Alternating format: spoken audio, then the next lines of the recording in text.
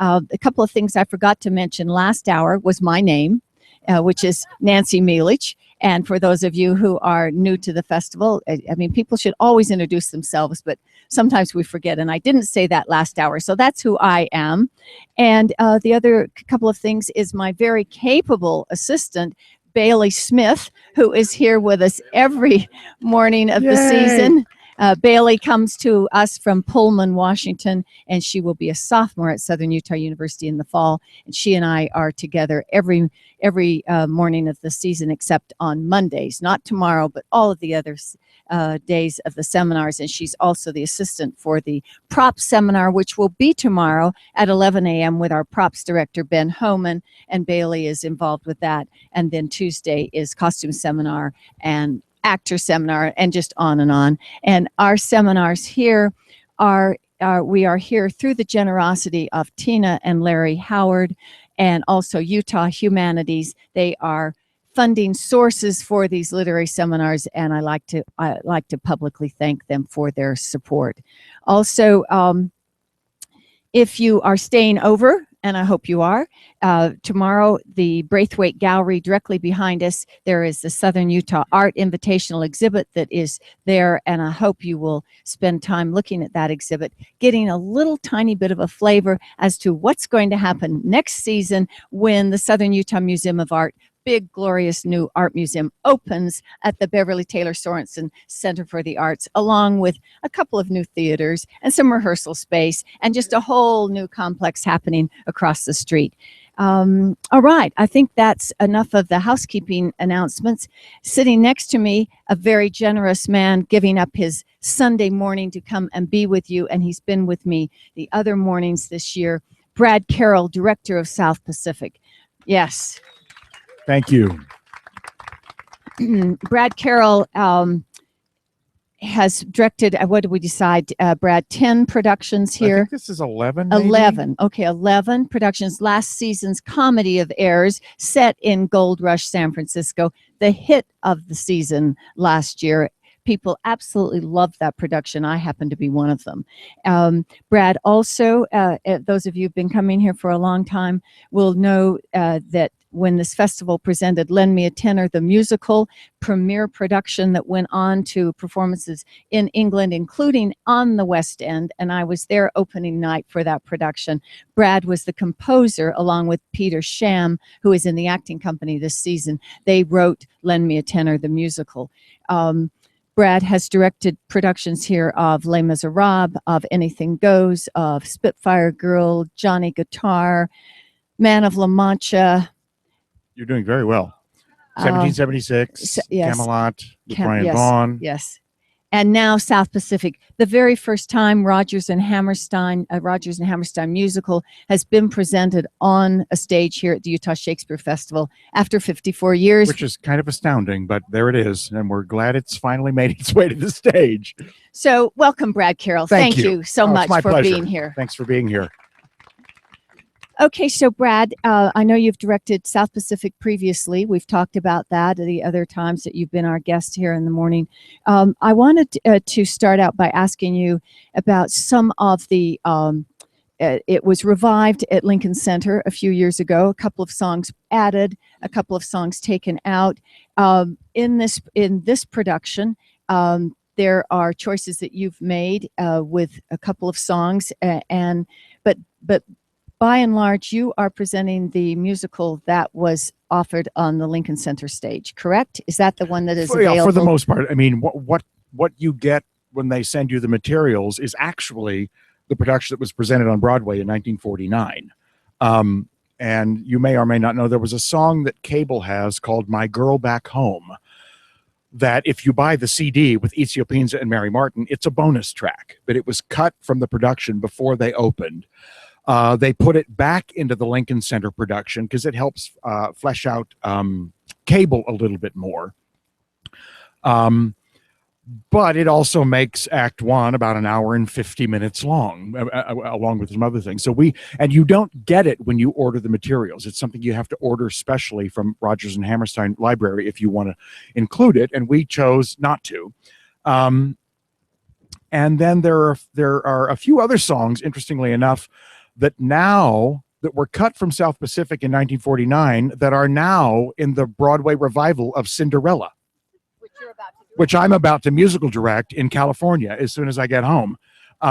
Yeah, there was a song called The Loveliness of Evening that Emil was to sing to Nellie in the scene where he comes to see her after the shower scene and she's got wet hair, and they have that little scene where they finally kiss and he says, "Come to my place." And they replaced it with a reprise of Some Enchanted Evening because they wanted to keep that song as part of the through line of those two characters. And it's a beautiful song. If you see the movie, in the film, he gives her a card with the flowers, and the camera actually shows the card, and it has the lyrics to that song on it. And you hear the song in the scoring, in the underscore. Now that song is in Cinderella, sung by the Prince. And then there's a song that you hear in the underscoring that's sort of the military theme throughout, mostly in Act 2, that originally was a song called "Now Is the Time," when everybody's going off to fight near the end of the show. And I think the reason that went away is because it's not common, and it's really not good practice to introduce a new song that late in a musical, especially in musicals from this era. So I assume that Rodgers and Hammerstein said, well, we kind of like this, but it's too late to introduce a new song. So they put Honey Bun in as everybody's "We're Marching Off to War" song, which takes us back to, it sort of juxtaposes the fun they were having on Thanksgiving being at war, and now it means something completely different as they're all marching off with guns. And then a choice I made, again, based on contemporary audience aesthetics, is the song "Happy Talk." Did anybody notice that it wasn't there? Yeah. Originally, it was put there for Bloody Mary to sing because in 1949, things start to get kind of dark plot-wise after that. I mean, the racial issue really comes to a head. And in 1949, they thought it was necessary to sort of buoy the audience's spirits before they plunged them into the darkness. And I don't think audiences need that anymore. And we tried it in rehearsal with the song and without the song. And the scene seems, to me anyway, and since I'm the director, I get to decide, seems so much more powerful without stopping to go, "Happy talk, happy talk, happy talk, darkness." You know, we were able to just get right to the point of the scene without the song. It came in the scene right before Cable says, "I can't marry her," and Bloody Mary breaks his watch and takes her off because Bloody Mary was trying to say, "Stay here and your life will be beautiful," and she says that in the dialogue. But in 1949, they felt like they needed a song to lift us even higher. And again, it's just it's like anybody cutting things out of Shakespeare. I mean, as a director with a modern audience, you make choices about what still needs to be there, what the play can live without, how the play can be more driving and more terse with or without it. So we chose to let that go, and I think it just really drives on through.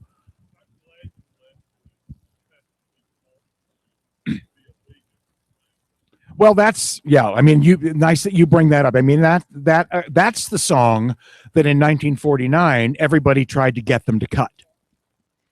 Agents and producers and theater owners and politicians said, "You can't put that on stage. You can't say that to good, God-fearing people in 1949." And Hammerstein said, if we don't include that song, we're not going to do the show. You know, they underwent a lot of pressure and flack. There were people who said to them, you need to take out all of the plot lines that involve mixed race relationships. And Oscar Hammerstein literally said, well, without that, we have no play. You know, without that, we just have a bunch of happy-go-lucky sailors. And if that's what you want to see, go see the revival of Anything Goes. You know, I mean, and the thing that I wanted to be true to was that spirit of Rodgers and Hammerstein saying, no, if we do this and it means we close on opening night, then that's what it means. But we're not going to compromise our artistic integrity because somebody doesn't want to hear something. Well, it ran for years. It won 10 Tony Awards and the Pulitzer Prize for Drama. So I say, you know, bravo, Oscar. Thank you for sticking by your guns and putting something that was way more uncomfortable in 1949 than it is now on stage and winning the day. So yeah, it's powerful stuff. Yeah, still. Still, yeah, unfortunately. In fact, but still. Brad mentioned the other day, Brad is an artist in residence. Your title I always mess up at PCPA. But he was talking about the students that he teaches, the people that coming up in through the musical theater ranks, and how you always look at Rodgers and Hammerstein's musicals to tell them. Yeah, to talk about good old-fashioned musical structure, you know, which has sort of fallen by the wayside. I mean, a lot of the people who are writing now, and then, again, this is just my opinion, this is not me preaching, are songwriters, not composers, and there's a difference. You know, when you're dealing with a composer, the whole thing works as a piece. When you're dealing with songwriters, moments work, but they don't necessarily hang together as you know, as the arc of a piece, the way it does with Rodgers and Hammerstein. So when I'm you know, I use Some Enchanted Evening, I use Over the Rainbow, I use Climb Every Mountain as the stalwart. This is good old-fashioned song structure, and there's a reason that these songs are still being sung 70, 80, 90 years later. And then I always ask my kids, do you think Wicked is going to be performed in 70 years? I don't know. It's not my favorite show. It might be. You know, it's a really interesting story about those two girls, if you can see the story through all of the spectacle, you know. And that's what we rely on so much anymore, is big mechanical moving scenery to sort of be a smokescreen for the fact that there's not a whole lot of plot there. There aren't very many really good songs there, you know. So to me, Rodgers and Hammerstein, Lerner and Loewe, Jerome Kern, all of those are the folks I hearken to when I want to teach what musical theater is, because that's it. Without those people, we wouldn't be doing Wicked. We wouldn't be doing the stuff that's popular today, in my humble opinion. Okay, comments or questions? Yes, sir.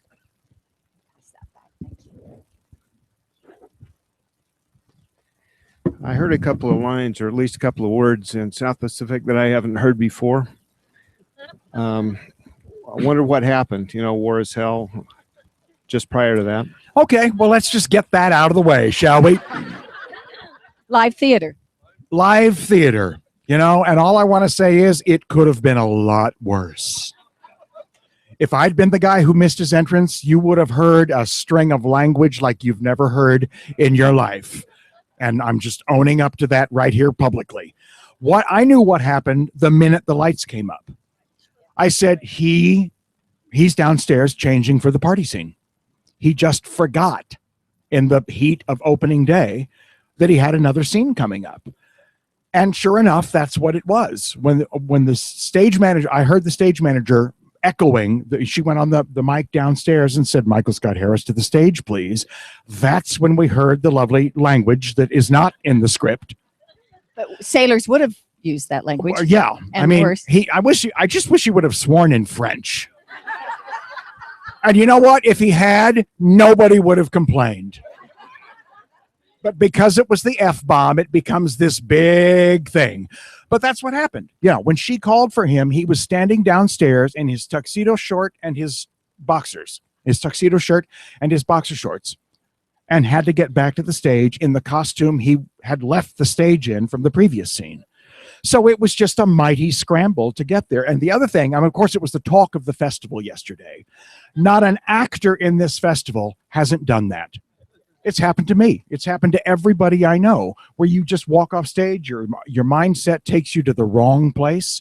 You go to the dressing room, you start changing clothes, and suddenly you're getting a call to the stage, and you go, "Oh no, I can't go on like this."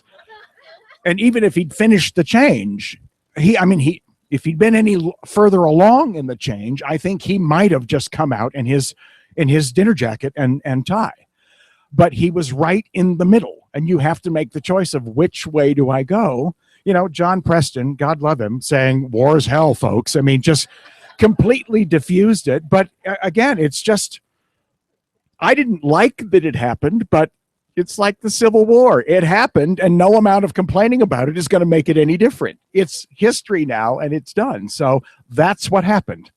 One of the things Brad and I were talking about just before we started is it was interesting to note when I read the performance report that pause was only 40 seconds. We were in blank verse, so to speak, without verse, for 40 seconds. And Didn't it seem like 10 minutes? Yeah. Oh, to the actors, it probably seemed like 3 light years. But it's just amazing how what the time does, and live theater. Welcome to it. Yes. The audience loved it. We loved it. It was just classic live theater. Yeah. And I don't know if you noticed the audience's response, but we were all thoroughly enjoying it. Yeah, and you know what? Everybody who was there will talk about this for the rest of their theater going days. I was there the day that. Well, it was a day for audiences to be such good sports because Lear fireworks started at 2 minutes after 8, and those actors, it was extraordinary what they did, and the audience as well. Yeah, well, it was also funny. There were some mishaps in the Green Show last night. Where microphones got knocked over, and poor Jordan slipped and fell on the wet plywood tap boards and everything. And there was a series of 3 events right in a row, and Josh Stavros, who's the director of the Green Show, came walking by me to go over to the stage management booth, and he stopped and he looked at me and he said, "See what you started?" So, you just have to just take it and go with it. Because like I said, there's nothing you can do to fix it in the moment. But it was a long 40 seconds, I must admit. Yeah, 4th of July. And Independence Day, right? So, but I was thinking to segue into actors, some of the stories that you've told us about the cast here and your relationship with the actor playing Bloody Mary. Yeah. And the actor playing Emile Dubek, what you know about him and his first performance here. Anyway, talk a little bit about those. I mean, to me, and this is always really a little scary going into it, but then ultimately it's always been a great thing. Emile Dubek, Nellie Forbush, Lieutenant Cable, and Liat are all new faces to the festival. It's their first time here. And the children, and it's their first play ever. Those 2 kids, they're from St. George. The Bloody Mary was a student of mine 21 years ago and was in the chorus of South Pacific the last time I did it. I haven't seen her in 20 years. I didn't even know she was still doing theater, and I got a text message from Brian Vaughn when they were auditioning in LA saying, "Do you know a girl named Christine Huguetta?" Yes. I mean, she was in South Pacific the last time I did. And he says, "Well, she's here auditioning for Bloody Mary." I said, "Get her if you can. She's just the right kind of crazy for that role." And it's just been so great to be reunited with her. She's a professional working actor now. I think she just chews that part to pieces. Yeah, I mean, I just think she's great. And that song, I mean, hearing her sing Valley High is just transformative. And then the others have just been complete surprises and delights. I mean, because in our corral of people, because when we start to do, when we announce new shows here at the festival, the first thing we do is sort of go down our roster of who do we know that's worked here before that might be right for that role. And I said, well, we don't really have an Emile Dubek. We don't really have a Nellie Forbush. We don't really have the right voice for so it became clear that we were going to have to look outside our normal corral of people. And we just got so lucky. And what happened was, so much of auditioning now happens by video, because people can do complete audition packages with their iPhones now. You film it, you edit it, you email it, and it's off, and you get to see these people. So I saw Emile and a couple of other, I saw Michael Scott Harris and a couple of other Emiles on video. I saw Nigel and a couple of other Cables on video, and I saw a number of Nellies, and the 3 that we got were my first pick, but you don't always get your first pick because people get other jobs, other offers. They want to go work someplace else or whatever. And I got all 3 of my first picks, and that doesn't often happen. So I feel really blessed to have gotten them because I think all 3 of them are outstanding. And Samantha Ma, who plays Liat, for a person who only has 5 lines in the entire play, she has made that role memorable. I mean, for me anyway. I think what she's able to do without anything to say while he's singing Younger Than Springtime to her is just magic. And then the kids are from St. George. And, you know, it's always, you're doing South Pacific and you're supposed to have 2 mixed race children, and that's hard in Utah. And I just wasn't sure what we were going to get. And then we found out one of the, a gentleman who teaches works in the athletic department here, lives in St. George, has these 2 kids. They are brother and sister. Again, it's their first play. I saw them on video and I said, I don't really care how experienced they are or aren't. They're the right ethnic extraction. Let's have real Polynesian kids who happen to be brother and sister in these roles, and we'll get out of them what we can. And I mean, it's been life-changing for the 2 of them. Their mother was practically in tears thanking me yesterday. You know, and I think Jonah, I think he's been bit by the theater bug. I think he's going to want to do this, you know. So it's been great to give those kids that opportunity. You know, I mean, that doesn't come along every day. So it's. So what did you see on the video of Nellie, of Ali Babich, and Emil Michael's video that you said you said they were your first choice? Yeah, well, Nellie, Ali, there was something about her. Well, and I have to say, a lot of it was vocal. She's got the perfect voice for this role. I mean, she's got the modern day Mary Martin sound. And a lot of the girls I saw were, you know, what we call belters now. And just sort of, the higher it got, the more sort of abrasive and strident it got, because it wasn't written to be belted the way people like Idina Menzel and Patti LuPone do, you know. Then there's nothing wrong with that, but that's not what this role is. And when I heard Ali's voice, plus she's from Wisconsin. She's a corn-fed girl from the Midwest. I thought that's perfect. She's not some New York chick who's going to come in and pretend to be from the Midwest. You know, that's what sold me on her, was just how authentic she was as a human being, even on video. And the first video I saw of Michael Scott Harris was him on a cruise ship as a tenor, just wailing the heck out of Being Alive from Company. And I called Brian and I said, he's a tenor. I said, I'm worried about the low stuff, because Emil was written for a bass baritone. So they called him and said, can you send us some recordings of you singing stuff from South Pacific? The next day, there was a video of Michael Scott Harris in a suit jacket standing in front of a grand piano. He had the music in his hands, singing Some Enchanted Evening, and This Nearly Was Mine. And I went, that doesn't even sound like the same voice I heard yesterday. So he clearly has that range as a vocalist. He's opera trained. I mean, he's done Mozart operas. He's done big baritone roles like that. And I said, well, there's the voice we need. Get him. And we were able to, because I wasn't sure if we would, because people like that are in demand.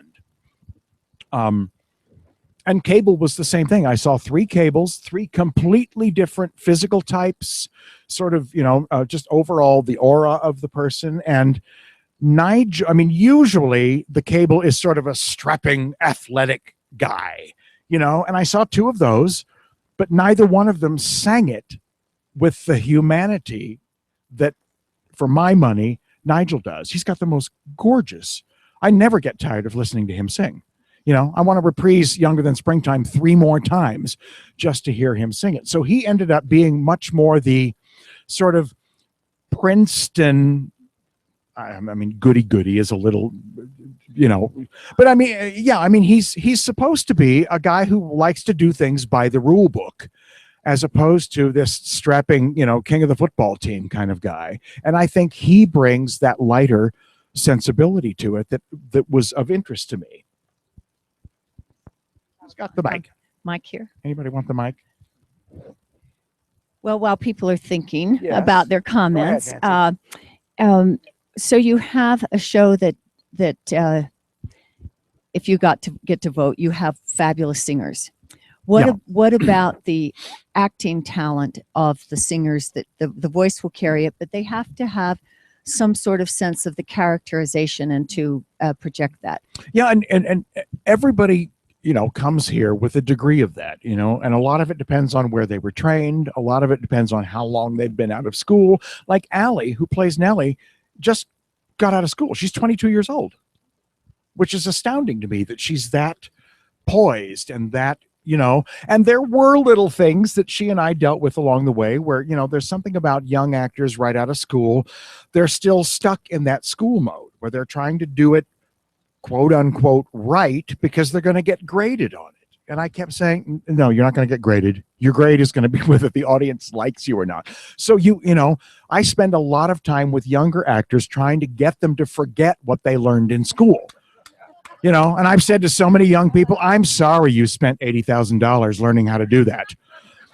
But you're going to find when you get out into the world that it's not going to be as much use to you as it was in school. And you just watch people grow. The further away from that they get, the more professional experience they have, the more different kind of directors they work with, and I'm always more interested in the authenticity of the person in the part than I am in how well they speak or how well they deliver line. I mean, I think audiences respond to an authentic human being as much as they do to a brilliant actor.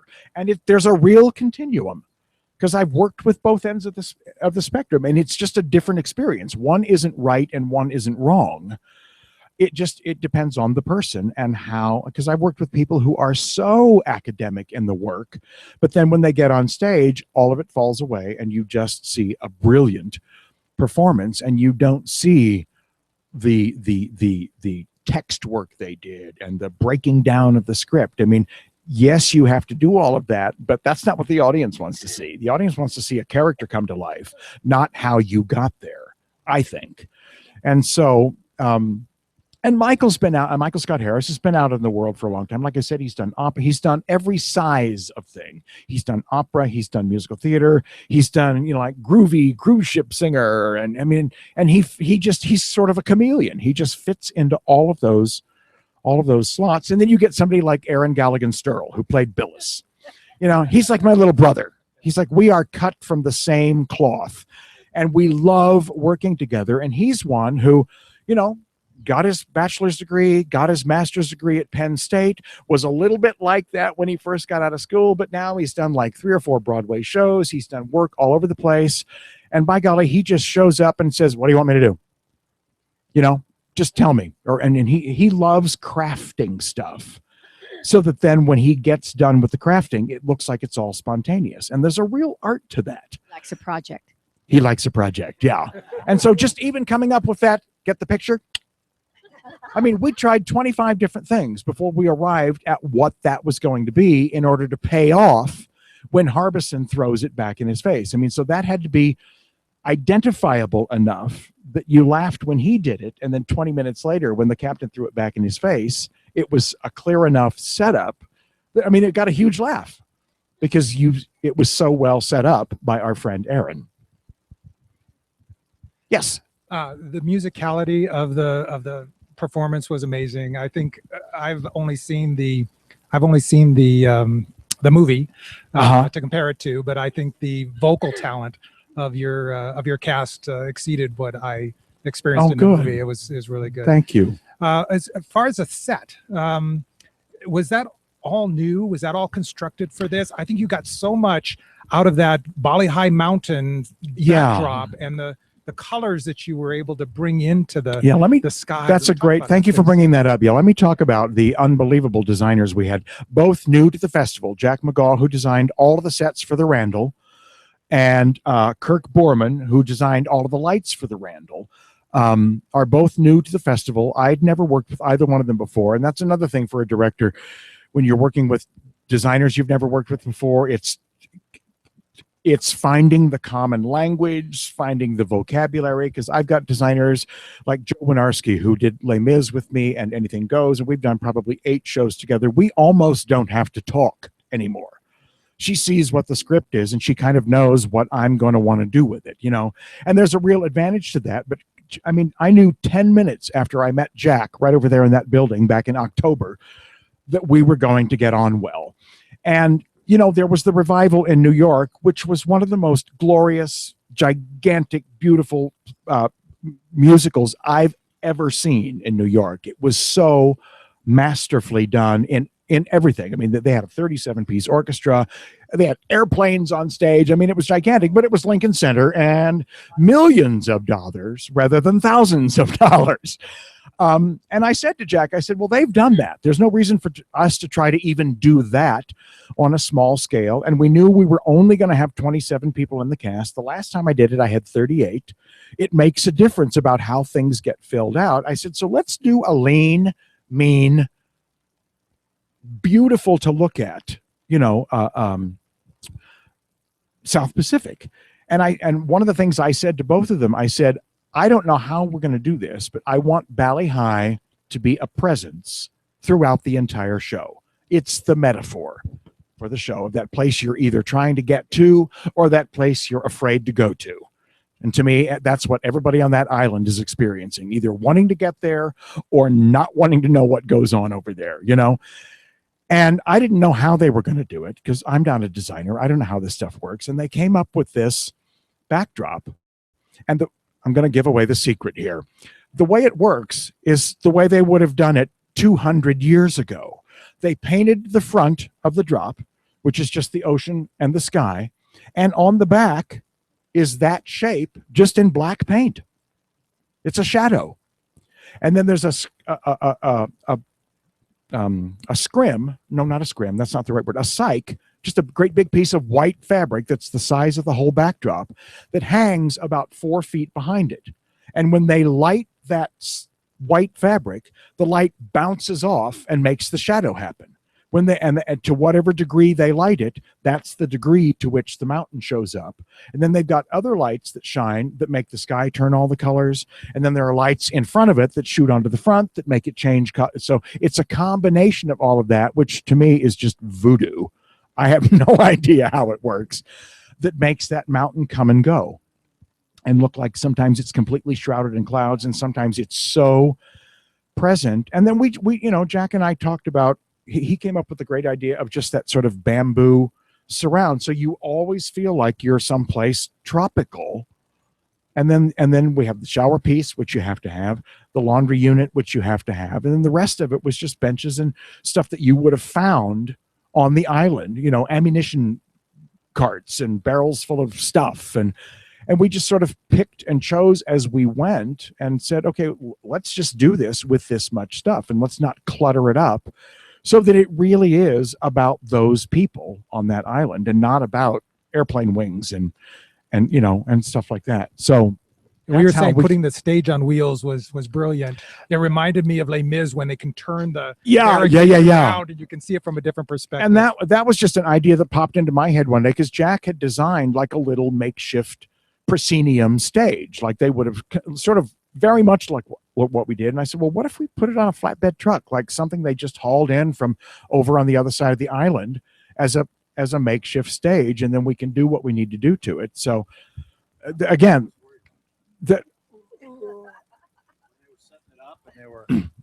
when they were setting that up, and there was a bunch of people out there crawling underneath it and cranking on oh it. yeah. And I'm like, I hope they're careful. I was imagining 10 people falling off to one side, but Right. I mean, No, it worked great. Yeah, but it's all they're making sure yeah, that the actors hit it and don't yeah, it doesn't worked tip and- great.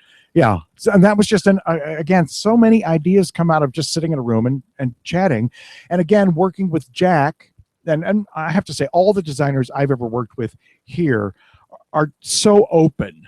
They don't want to have all the ideas. It's like as a director, I don't want to have to come up with all the ideas. That's why you cast actors.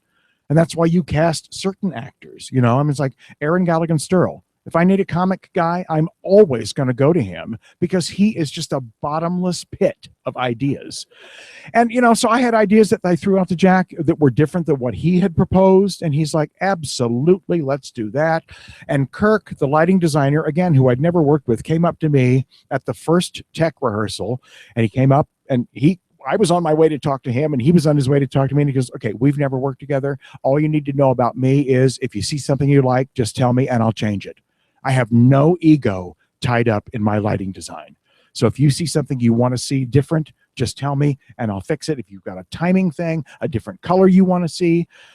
And out in the real world, it doesn't always work like that. I just have to tell you, sometimes you really come up against egos. Kevin, our costume designer, sitting in the back row there, is the same way. This is our third show together. We did Les Mis and Anything Goes, and now this. It's the same way. It's a dialogue, and nobody gets married to anything because, like I said, nobody wants to have to come up with all of the answers. And that's what makes, that's why I do this. If I had to do it by myself, if I had to come up with all the answers, forget about it. There's no joy in that for me. It's working with people that makes it human. And you told us the other morning, speaking of him being concerned about or liking the stage, the revolving stage. And I always like you telling the story about when you were asked to direct Les Mis. And so tell. Well, yeah, this for 6 months I answered this question. People found out I was doing Les Mis here, and the very first question everybody asks is, "Are you going to use a turntable?" Because that famous production, and the only reason it was that way for that long is because the original production had one, and they didn't release the rights for it to be done until about 2011, like the year before we got it. So every production anybody ever saw had to be based on that original production with the turntable. And so my answer was absolutely not. That's been done. And in fact, a turntable is kind of old school technology now. And it would have cost more money. And to me, what does a turntable do? It goes around and around and around. And once you've seen it go around about 4 times, you've kind of seen what a turntable can do. The great thing in the original productions was they could walk on it and not move and look like they were marching and look like they were traveling. And great. So we came up with a completely different solution that I think worked really well. On this production, the first question everybody asked me was, how are you going to deal with the race thing? And my response was, what do you mean? How am I going to deal with the race thing? We're going to do what Oscar Hammerstein wrote because it's so artfully written. I'm not going to try to put some sort of modern spin on it. I'm not going to politicize it. I'm not going to try to make it seem like a 2015 point of view. And, 2 weeks before we opened, we had this horrible tragedy in Charleston. I said, I don't have to do anything to make the racism thing relevant. It is. It's pathetic and sad that it is, but it is. And so we didn't change a word of it. We did what Oscar wrote. And the masterful thing about what they wrote is you get 3 completely different points of view about it. You get Emil's point of view, which is, I don't get it. I don't understand what your problem is. I don't understand the difference that you're seeing. You get Nellie's point of view, which is her upbringing. She's from Arkansas. It's 1949. Like she said, it's emotional. It's born in you. It's in your blood. And then you get Cable's realization in that moment that no, it's not. And that's what makes that song so powerful to me. He's not singing something he's been thinking about for 15 years. Those words just occurred to him listening to Nellie and Emil have that argument. It's why I put him right in the middle of it. It's like a ping pong match, coming to an understanding of his own feelings. And that's when he says, no, it's not born in you. It happens after you're born.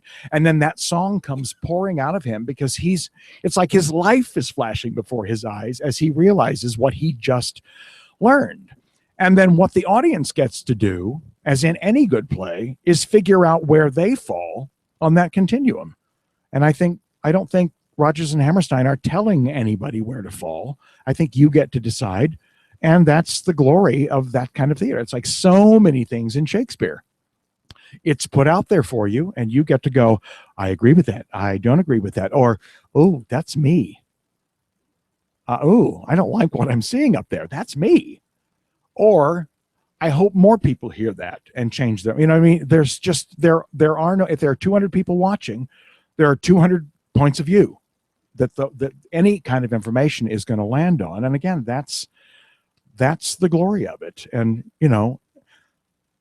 if you come see South Pacific again, you're going to see a different show because it's human beings up there doing it as opposed to going to see the movie. The movie is always going to be the same. I recently worked with a guy who works in Hollywood. He's a screenwriter. And I adapted for the stage this animated Christmas piece that he had done years ago. And we premiered it at PCPA at Christmas, and he came back for like the last 4 performances. And I saw him and he says, "Aren't you sad that this is going to go away, that we'll never, ever, ever see this again?" And I said, "Robert, I mean, maybe a little, but this is how it works in the theater." And he could not get his mind around the fact that it was never going to be this again, because he lives in the world where you just grab the DVD and pop it in if you want to see it again. He had a hard time because he's never done live theater and could not understand that that was never going to be, even if we did it again with the exact same set and the exact same people. Those people are going to be a year older. It's going to be a different performance. And again, for me, that's the ephemeral thing about theater that makes it so wonderfully, magical and appealing. Yes. I just wanted to say, I thought the orchestra was absolutely marvelous. Thank you. Yeah, it's a great group. We've got Michael Gribben, the conductor. The last time I did South Pacific 21 years ago, he was the conductor. Yeah, so it's great to be reunited with him because he's really good at what he does.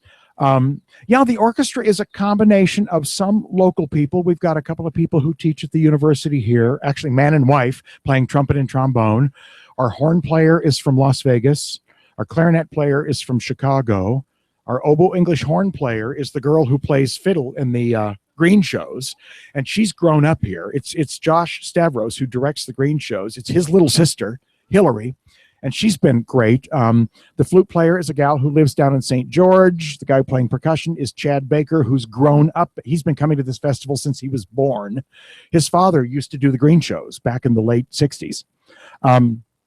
Who else do we have? Our keyboard player is a young kid, like 29 years old, out of New York. His first time here. He wants to come back, and he helped Michael alter the orchestrations. The other keyboard player just graduated from SUU and is off to Nebraska to grad school in August. And the bass player is a guy from Florida who just loves coming to Cedar City for the summer. So I try to get him here when I can. So it's 12 pieces. Yeah, doesn't it sound like 30? Yeah. Yeah, so it's thank you for that. I will pass that along. It's a great group of people, and they basically get 4 rehearsals, and then we throw them in with the singers, and then we throw them into the theater. So it's people who have to really know what they're doing.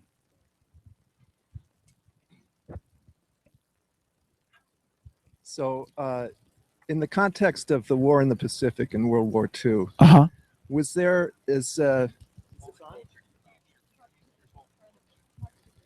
hello? Can you hear me? Yeah, there you go. Just go close. Oh. Okay. In the context of the war in the Pacific, how is the story just James Michener's fiction, or was there a real mission like Emile Debec and Joe Cable went on that had some turning? That's a great question. I mean, the novel is all based on Michener's experiences. I mean, he has fictionalized it, and what they've done, they've actually taken several characters from the book and combined them into characters in the musical.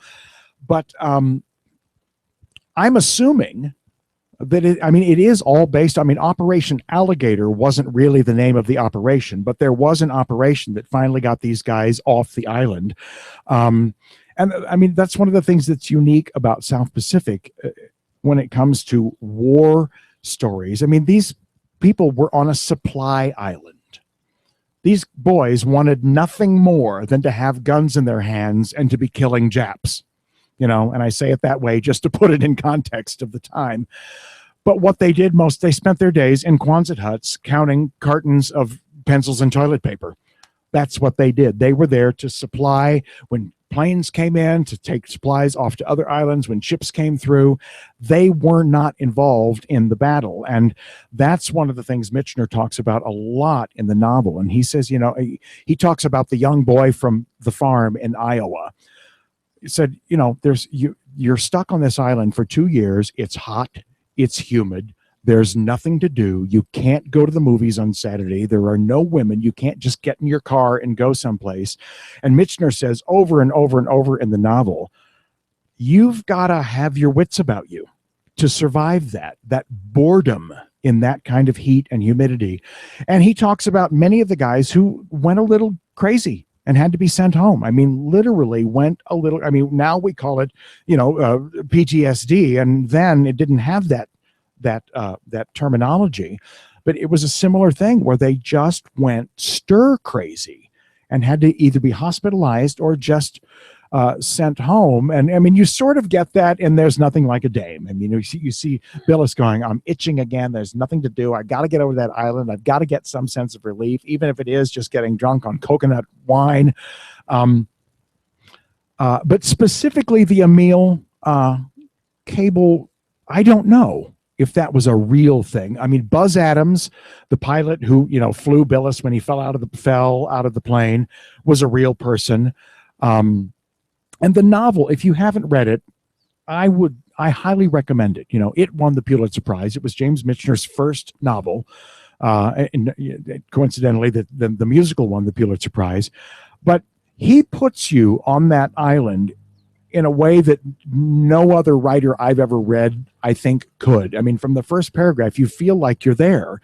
And the amount of detail he goes into. And the novel, I mean, is much darker than the musical. I mean, in the novel, for those of you who don't know it, the big thing in the musical is, and Emil was married to this Polynesian woman and had these 2 children by her. Well, the fact of the matter is, Emil had 8 children by 4 different Polynesian women, none of whom he was married to.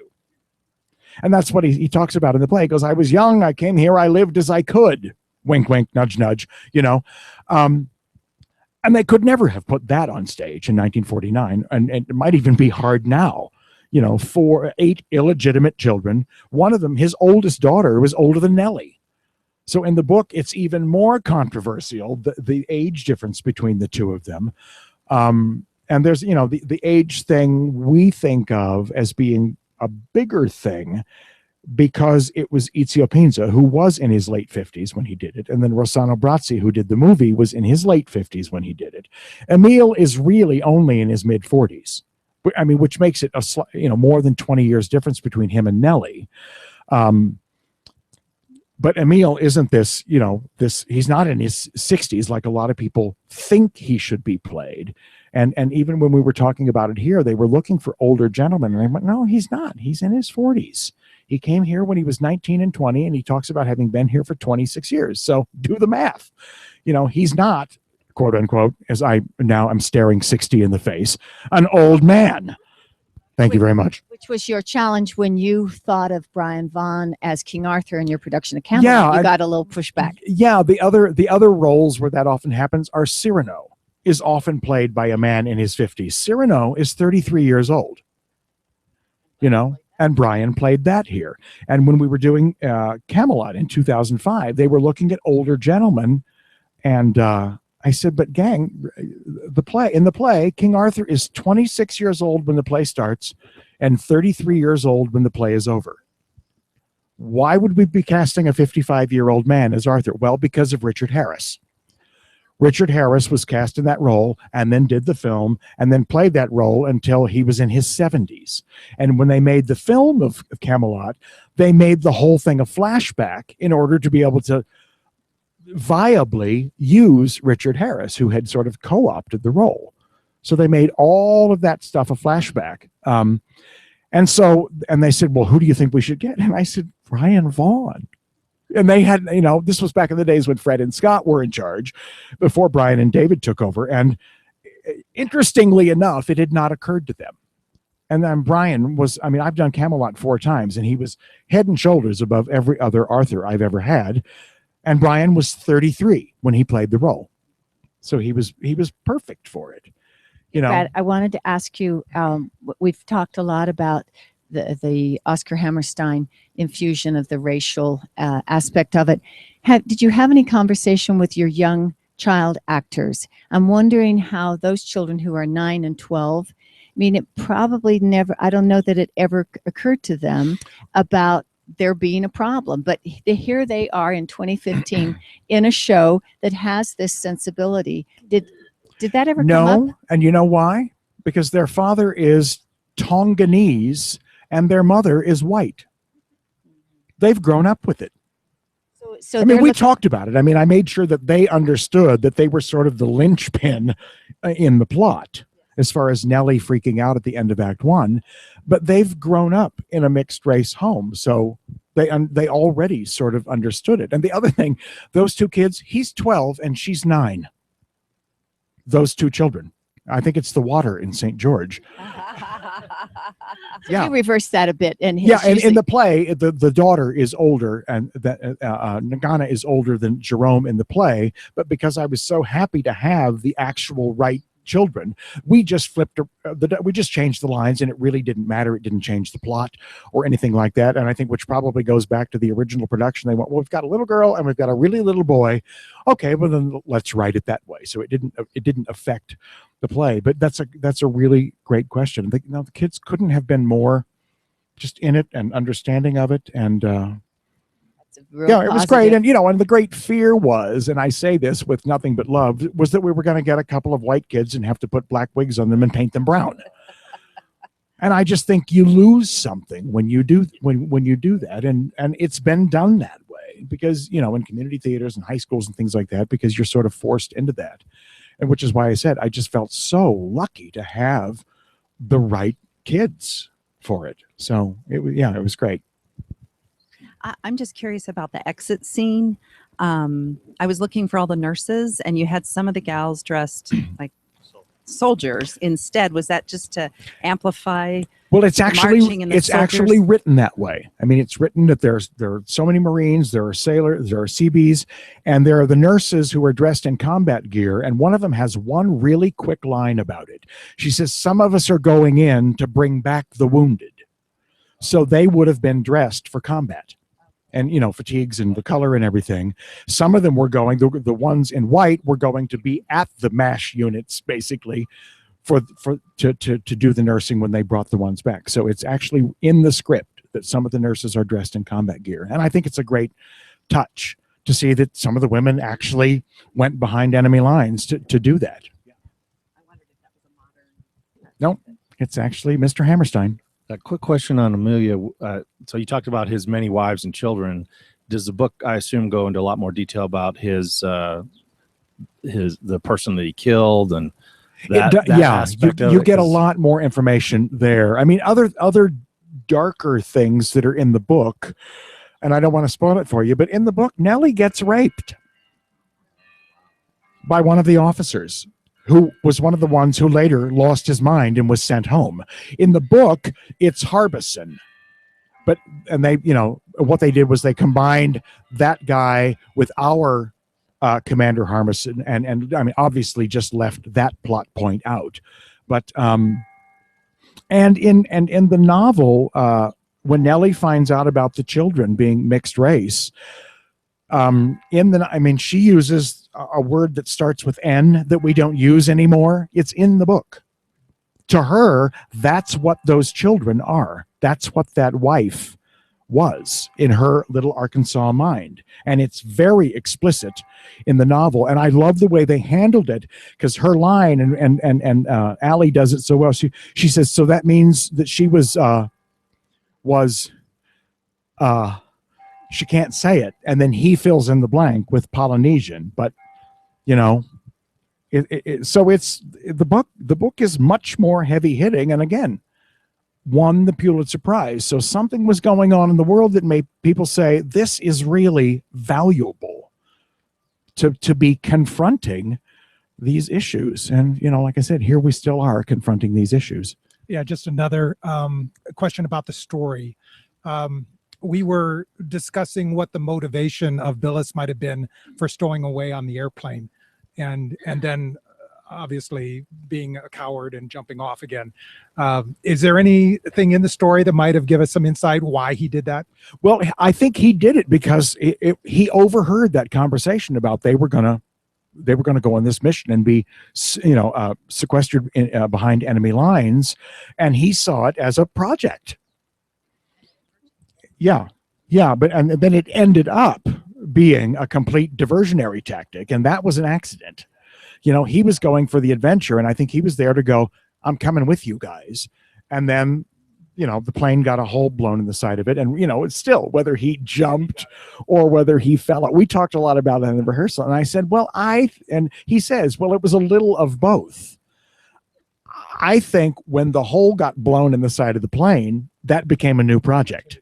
It became an opportunity. Otherwise, he was going to just try to figure, because he had a parachute on. I think he was probably going to try to parachute in to join Emil and Cable. Yeah. Yeah, he's a crazy guy. Okay, Brad Carroll, once again, thank you My so pleasure. much. Thanks for being here, everybody. Thank you. Thank you. Hope to see you next year, I hope so too. or we'll come.